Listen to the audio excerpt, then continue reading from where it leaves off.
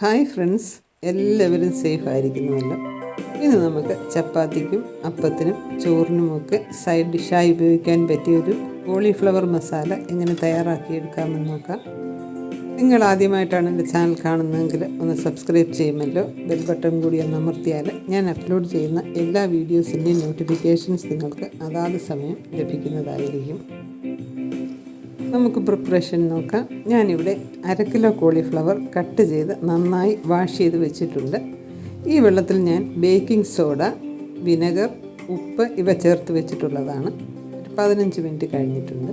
ഇത് നമുക്ക് ഒന്നുകൂടെ നന്നായി വാഷ് ചെയ്തതിന് ശേഷം ഒന്ന് മാരിനേറ്റ് ചെയ്യാം. 1 ടീസ്പൂൺ കോൺഫ്ലോർ, ഇതിന് ആവശ്യമായ ഉപ്പ്, 1/2 teaspoon Kashmiri chilli powder, 1/2 teaspoon coriander powder, 1/4 teaspoon garam masala ഇവ നമുക്ക് ചേർത്ത് കൊടുക്കാം. അതിനുശേഷം നമുക്ക് കൈ വെച്ച് തന്നെ ഇതിനെ നന്നായി ഒന്ന് മിക്സ് ചെയ്തെടുക്കണം. സ്പൂൺ വെച്ച് നമ്മൾ മിക്സ് ചെയ്താൽ അത്ര ഇതിലോട്ടൊന്നും പിടിച്ച് കിട്ടത്തില്ല. 5 മിനിറ്റ് നമുക്ക് ഒന്ന് വെയിറ്റ് ചെയ്യാം. നമുക്ക് പാൻ വെച്ച് കൊടുക്കാം, ഗ്യാസ് ഓൺ ചെയ്യാം. 2 ടേബിൾ സ്പൂൺ എണ്ണ ചേർത്ത് കൊടുക്കാം. ഇനി നമ്മൾ മാരിനേറ്റ് ചെയ്ത് വെച്ചിരിക്കുന്ന കോളിഫ്ലവർ നമുക്കിതിലോട്ടിട്ട് ഒന്ന് ഫ്രൈ ചെയ്തെടുക്കാം. കോളിഫ്ലവറിൽ ധാരാളം പെസ്റ്റിസൈഡ്സ് ഒക്കെ ഉള്ളതിനാൽ ഇത് നന്നായിട്ട് വാഷ് ചെയ്തിട്ട് വേണം നമ്മൾ ഉപയോഗിക്കാനായിട്ട്.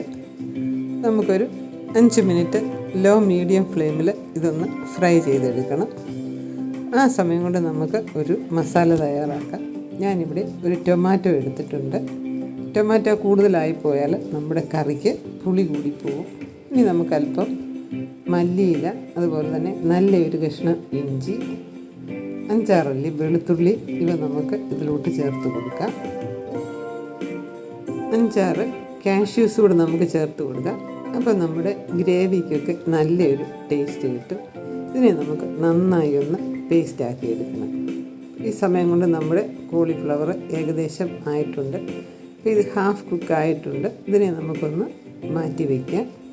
അതിനുശേഷം നമുക്ക് ഈ പാനിലോട്ട് തന്നെ ബാക്കിയുള്ള പ്രിപ്പറേഷൻസ് കൂടെ ചെയ്യാം. എണ്ണ അല്പം കുറവുണ്ട്, നമുക്ക് അല്പം കൂടി ചേർത്ത് കൊടുക്കാം. എണ്ണ നിങ്ങൾക്ക് കൂടുതൽ വേണമെങ്കിലും ഉപയോഗിക്കാവുന്നതാണ്. ഇനി 1/2 ടീസ്പൂൺ കടുക് ചേർത്ത് കൊടുക്കാം. കടുക് പൊട്ടി വരുന്നതിനനുസരിച്ച് നമുക്ക് 1/2 ടീസ്പൂൺ ജീരകം കൂടി ചേർത്ത് കൊടുക്കാം. ജീരകം കൂടി ഒന്ന് മൂത്ത് വരുമ്പോഴേക്കും ഒരു മീഡിയം സവാള ചെറുതായി അരിഞ്ഞത് നമുക്ക് ഇതിനകത്തോട്ട് ചേർത്ത് കൊടുക്കാം. ഇത് എത്രയും ചെറുതായിട്ട് അരിയുന്നോ അത്രയും നല്ലതാണ്. ഇനി നമുക്കിതിനെ നന്നായി ഒന്ന് മൂപ്പിച്ചെടുക്കണം. ബ്രൗൺ കളർ ആവുന്നത് വരെ നമുക്കിതിനെ ഒന്ന് ഇളക്കി മൂപ്പിച്ചെടുക്കാം. അല്പം കറിവേപ്പില കൂടി ചേർത്ത് കൊടുക്കാം.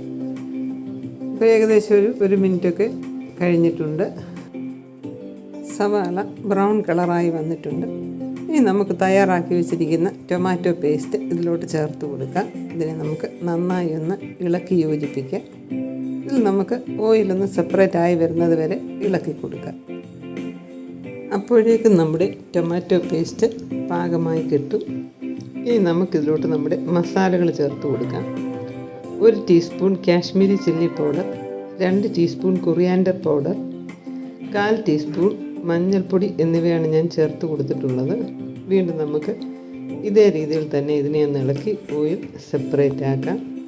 ആവശ്യത്തിനുള്ള ഉപ്പ് കൂടി ചേർത്ത് കൊടുക്കാം.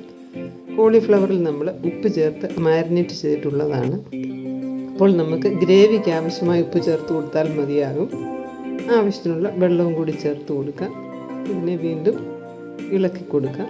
അപ്പോൾ നമ്മുടെ ഈ മിക്സ് ഒന്ന് തിളയ്ക്കുന്നത് വരെ വെയിറ്റ് ചെയ്യാം. ഇനി നമ്മുടെ കോളിഫ്ലവർ നമുക്ക് ചേർത്ത് കൊടുക്കാം. ഞാനിതോടൊപ്പം തന്നെ അല്പം ഗ്രീൻ പീസ് കൂടി ചേർത്ത് കൊടുക്കുകയാണ്. ഇത് പ്രോസസ്ഡ് ഗ്രീൻ പീസാണ്, അതുകൊണ്ട് പെട്ടെന്ന് അങ്ങ് വെന്ത് കിട്ടും. ബാക്കി വെള്ളം കൂടെ നമുക്കൊന്ന് ചേർത്ത് കൊടുക്കാം. എത്രയും ഗ്രേവി വേണോ അതിനാവശ്യമായ വെള്ളം ചേർത്ത് കൊടുക്കുക. 1/4 ടീസ്പൂൺ ഗരം മസാല കൂടി ചേർത്ത് കൊടുക്കുക. ഒന്നുകൂടി ഒന്ന് ഇളക്കി അടച്ച് വെച്ച് 5 മിനിറ്റ് വേവിച്ചെടുക്കുക. ഇപ്പോൾ 5 മിനിറ്റ് കഴിഞ്ഞിട്ടുണ്ട്. നമ്മുടെ കറി ഇവിടെ റെഡിയായി വന്നിട്ടുണ്ട്. 1 ടീസ്പൂൺ കസൂരി മേത്തി നമുക്കിതിലോട്ട് ചേർത്ത് കൊടുക്കാം. ഇത് ചേർത്താൽ കറിക്ക് ഒരു പ്രത്യേക സ്വാദാണ്.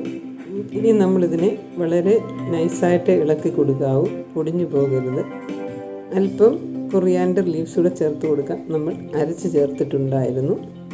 അങ്ങനെ നമ്മുടെ കറി ഇവിടെ റെഡി ആയിട്ടുണ്ട്.